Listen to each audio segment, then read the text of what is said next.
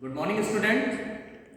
Today I am going to start your new topic from the chapter Dissolution of Partnership Firm, and our today topic is Goodwill appear in balance sheet.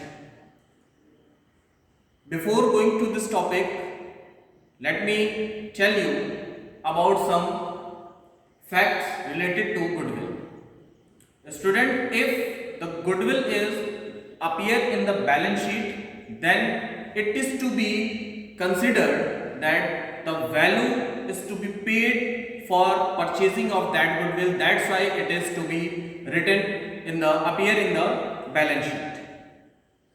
Today I use both of languages for much better understanding to those students who cannot easily understand the English language. I use both bilanguage, Hindi as well as English. यहाँ पे मैं आपको पहले बता दूं इस topic को शुरू करने से पहले कि आपने स्टार्टिंग से ही गुडविल पढ़ा है, और जब स्टार्टिंग से गुडविल पढ़ा है तो आपने ये भी पढ़ा है कि गुडविल दो तरीके की गुडविल होती है. One is purchase goodwill and other is inherent goodwill या सेल्फ जनरेटेड गुडविल. यहाँ पे हम बात करेंगे परचेज गुडविल की. जब कभी भी हम गुडविल के लिए कोई अमाउंट पे करते हैं, फर्म पे करती है, तो वो हमारे परचेज गुडविल के रिगार्डिंग आती है. और इसको आपने पढ़ा भी होगा कि इसको हम बैलेंस शीट में मेंशन करते हैं, क्योंकि हम अकाउंट बुक में इसको शामिल करते हैं, क्योंकि इसके लिए हमने वैल्यू पे की हुई होती है. तो आइए क्वेश्चन हम देखते हैं. क्वेश्चन के अकॉर्डिंग हम आपको आगे बताते हुए चलेंगे. And the question is A, B and C are partners in a firm sharing profit in the ratio 2:1:1. इनका जो प्रॉफिट शेयरिंग रेशियो है वो 2:1:1 मेंशन किया गया है क्वेश्चन में. Their balance sheet as on 31st March 2019 was as follows. Liability side, creditors 50,000, capital account A 80,000, B 80,000, C 60,000. The sum total of liability side is 2,70,000. Now from the asset side, goodwill 30,000, land and building 80,000, plant and machinery 56,000, car 54,000, debtors 48,000, cash 2,000. The sum total of asset side is 2,70,000. Additional information is also given in the question, and the additional information is the firm was dissolved on that date. Assets realized: goodwill 20,000, land and building 1 lakh, plant and machinery 50,000, car 28,000, and debtors 50% of the book value. Realization expenses were 2,000. Prepare realization account, capital account of partners and cash account to close the book of the firm. मैं इस question को post भी कर दूंगा जिससे कि question आप देख सकें. अब हम इसके सॉल्यूशन की तरफ चलते हैं. तो according to question, first of all it is given to prepare realisation account. मैंने आपको पहले बताया है कि रियलाइजेशन अकाउंट हम कब बनाते हैं, जब फर्म डिसॉल्व होती है, ताकि एसेट्स की वैल्यू को हम रियलाइज कर सकें और जितनी लायबिलिटीज हैं, आउटसाइड लायबिलिटीज या इनसाइड लायबिलिटीज, उनका पेमेंट हम दिखा सकें. और फिर जो भी हमारा प्रॉफिट या लॉस बचे उसको हम पार्टनर्स कैपिटल के अकाउंट में ट्रांसफर कर सकें. तो रियलाइजेशन अकाउंट के अकॉर्डिंग सबसे पहले फर्स्ट हमारा वर्क होता है कि जितने भी हमारे एसेट्स दिए गए हैं उन एसेट्स को हम रियलाइजेशन अकाउंट के डेबिट साइड में हम ट्रांसफर करें. मैंने यहाँ पे मेंशन भी किया है टू सन्ड्री एसेट्स ट्रांसफर. क्या क्या है? सबसे पहला आपके क्वेश्चन के अकॉर्डिंग गुडविल और बुक वैल्यू उसकी 30,000 है, तो हमने 30,000 मेंशन किया. Land and building 80,000, plant machinery 56,000, car 54,000, debtors 48,000. Total of the assets is 2,68,000. ये मेंशन हमने यहाँ पे किया. नेक्स्ट स्टेप हमारे एसेट्स के बाद से होता है कि जितनी लायबिलिटीज हैं उनको हम क्रेडिट साइड में मेंशन करें. इस क्वेश्चन में सिर्फ एक लायबिलिटी दी गई है, वो भी क्रेडिटर्स की. हमने बाय क्रेडिटर्स 50,000 मेंशन किया. फर्दर ऑन जब हम आगे चलते हैं तो हमारा नेक्स्ट स्टेप होता है कि एसेट्स की रियलाइज्ड वैल्यू को अपने रियलाइजेशन अकाउंट में मेंशन करना, और रियलाइज्ड वैल्यू जो कि उस एसेट्स को सोल्ड ऑफ करने के बाद से जो वैल्यू रियलाइज होती है, जो मिलती है, उसको हम लिखते हैं और रियलाइजेशन अकाउंट में क्रेडिट साइड में इसको हम मेंशन करते हैं। तो हमारे क्वेश्चन के अकॉर्डिंग टू द क्वेश्चन हमने लिखा by cash account assets realised, goodwill की वैल्यू रियलाइजेशन में 20,000 की हमारे क्वेश्चन में दी गई है, तो हमने 20,000 मेंशन किया। पहले इसकी वैल्यू 30,000 थी बुक वैल्यू, फिर लैंड एंड बिल्डिंग की बुक वैल्यू 80,000 थी, रियलाइजेशन में 1 लाख। इसी सेंस में प्लांट एंड मशीनरी 50,000 पे रियलाइज हुई है, कार 28,000 पे रियलाइज हुई है, debtors 50% of the book value, और हमारा बुक वैल्यू डेटर्स का 48,000 था, तो 48,000 का 50% 24,000, यानी कि टोटल एसेट्स जो हमारी रियलाइज हुई है वो 2,22,000 की एसेट्स रियलाइज हुई है। फिर हमारे क्वेश्चन में रियलाइजेशन एक्सपेंस की बात कही गई है 2,000 रुपए की, तो रियलाइजेशन एक्सपेंस को भी हम मेंशन करेंगे। लेकिन यहां पे मैं आपको एक चीज क्लियर कर दूं कि अगर किसी भी लायबिलिटी के पेमेंट में क्वेश्चन साइलेंट है तो हम ये मानते हैं कि उस लायबिलिटी को फुल वैल्यू से पे की गई है। हमारी लायबिलिटी इस क्वेश्चन के अकॉर्डिंग क्रेडिटर्स की थी जो कि 50,000 की थी, हमने उसको पूरा पे किया क्योंकि इसके रिगार्डिंग कोई भी इंफॉर्मेशन नहीं दी गई है।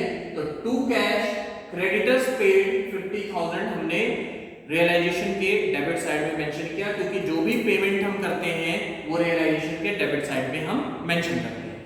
फिर क्वेश्चन में रियलाइजेशन एक्सपेंस दिया गया है 2,000 का, उसको भी हमने मेंशन किया।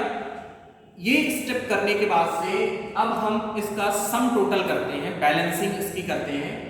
डेबिट साइड का बैलेंस और क्रेडिट साइड का टोटल करने के बाद से जब हम देखते हैं तो हमारे डेबिट साइड 3,20,000 का आ रहा है, और जबकि आपका अगर इसको देखें तो 2,72,000 का ही आ रहा है, यानी कि डिफरेंस हमारा 48,000 का आ रहा है, और ये डिफरेंस आपका लॉस है। मैंने पहले आपको क्लियर किया है कि अगर रियलाइजेशन में डेबिट ज्यादा है, क्रेडिट कम है, तो जो भी आपके डिफरेंस वैल्यू है that will be the loss of the firm and it should be transferred to the partners capital account in their profit and loss sharing ratio. Total difference 48,000 का है। ये 48,000 हम ए, बी और सी में इनके प्रॉफिट शेयरिंग रेशियो 2:1:1 में distribute करेंगे, और जब हम 2:1:1 में डिस्ट्रीब्यूट करेंगे तो ए के लिए for A 48,000 multiply by 2/4 is equal to 24,000, और B 48,000 multiply by 1/4 12,000, and for the C 48,000 multiplied by 1/4 is equal to 12,000।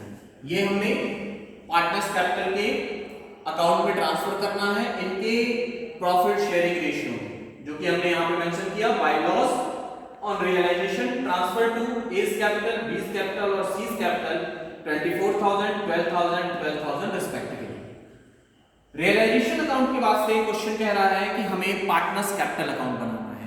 अब हमारा next account partners capital account है, जो कि मैंने यहाँ पे मेंशन किया हुआ है। सबसे पहले पार्टनर्स कैपिटल में हम पार्टनर्स के जो बैलेंस दिए गए हैं उस बैलेंस कैपिटल बैलेंस को लेके चलते हैं, और हमारा कैपिटल बैलेंस आपके क्वेश्चन के अकॉर्डिंग ए का 80,000, बी का 80,000 एंड सी का 60,000 दिया है। तो बाय बैलेंस बीडी हमने किया ए के कॉलम में 80,000, बी के कॉलम में 80,000 एंड सी के कॉलम में 60,000।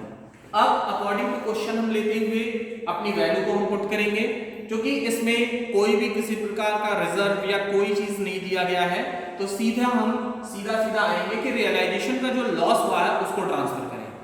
रियलाइजेशन का लॉस आपका, अगर रियलाइजेशन की लॉस की एंट्री हम करते तो हमारी एंट्री बनती partners capital account debit to realisation account, और वही हमने किया। यहाँ पे टू रियलाइजेशन लॉस को ट्रांसफर किया पार्टनर्स कैपिटल अकाउंट के डेबिट साइड में, और वो जो अमाउंट हमारा 48,000 का निकल के आया था, जिसको कि हमने तीनों पार्टनर्स के प्रॉफिट शेयरिंग रेशियो में डिस्ट्रीब्यूट किया था 24, 12 और 12, वो 24,000, 12,000 और 12,000 हमने मेंशन किया।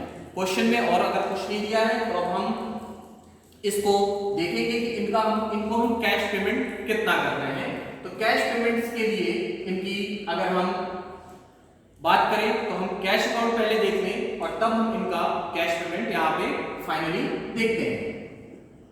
कैश अकाउंट में अगर हम आते हैं तो हमारा बैलेंस शीट में ऑलरेडी कैश बैलेंस दिया गया है 2000 का, तो बैलेंस हमारे कैश का डेबिट होता है हमेशा, और हमने टू बैलेंस बिटवीन 2000 को यहाँ पे मेंशन किया।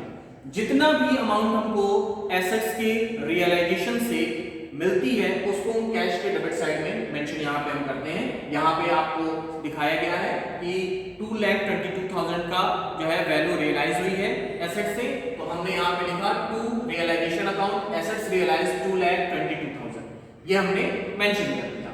फिर आपका जो है रियलाइजेशन अकाउंट का जो हमने पेमेंट किया है वो चूंकि हमने कैश किया है, यहाँ पे आपका मेंशन है ऑलरेडी कि आपने क्रेडिटर्स का पेमेंट किया है, आपने जो है एक्सपेंसेस का पेमेंट किया है, तो उसको भी हम मेंशन करेंगे रियलाइजेशन बाय रियलाइजेशन अकाउंट, क्योंकि जब भी हम पेमेंट करते हैं तो हमारी एंट्री बनी होगी realisation account debit to cash account, तो जब हम कैश अकाउंट बनाएंगे तो बाय रियलाइजेशन आपका आएगा, और हमने क्रेडिटर्स को पे किया है 50,000 और आपके रियलाइजेशन एक्सपेंस के रूप में 2,000 दिया। अब यहाँ पे जब हम पार्टनर्स कैपिटल बना रहे थे तो यहाँ पे कोई भी इंफॉर्मेशन आपकी जब नहीं दी गई है तो हम सीधा सीधा इनके बैलेंसिंग करेंगे और जो अमाउंट इनको पेमेंट के लिए आएगा उसको मेंशन करेंगे। तो 80,000 का इनका कैपिटल बैलेंस था, क्योंकि ऑलरेडी ये लॉस इन्होंने बियर किया 24,000 का, तो रिमेनिंग इनको 56,000 का हम पेमेंट करेंगे। इसी सेंस में बी का 80,000 की कैपिटल थी, इन्होंने भी लॉस बियर किया 12,000 का, रिमेनिंग 68,000 ये भी हम पे करेंगे फर्म के थ्रू। फिर सी का 60,000 कैपिटल था, इन्होंने लॉस बियर किया था 12,000 का, तो हम फर्म के थ्रू 48,000 रुपीस का पेमेंट करेंगे, और ये पेमेंट हमारा कहां से होगा? कैश अकाउंट से। इसको हमने मेंशन किया यहां कैश अकाउंट में बाई ए कैपिटल, यहां पे हमने जो है बाई लगाया, by A capital 56,000, by B capital 68,000 और बाई सी कैपिटल 48,000। हमने जब जनरल एंट्री बनाई होगी तो निश्चित तौर पे बनाई होगी कि partners capital account debit to cash account, तो टू कैश हमने पार्टनर्स कैपिटल अकाउंट में मेंशन किया और by partners capital cash account में हमने मेंशन कर दिया। अब हमने देखा कि कैश अकाउंट का डेबिट 2,24,000 जो कि वैल्यू हमारे पास थी पहले से 2,000 रुपए बैलेंस शीट में, एसेट्स को रियलाइज करने के बाद से 2,22,000, दोनों की वैल्यू 2,24,000, 2,24,000, और सारे पेमेंट्स हमने उसमें से 2,24,000 का कर दिया।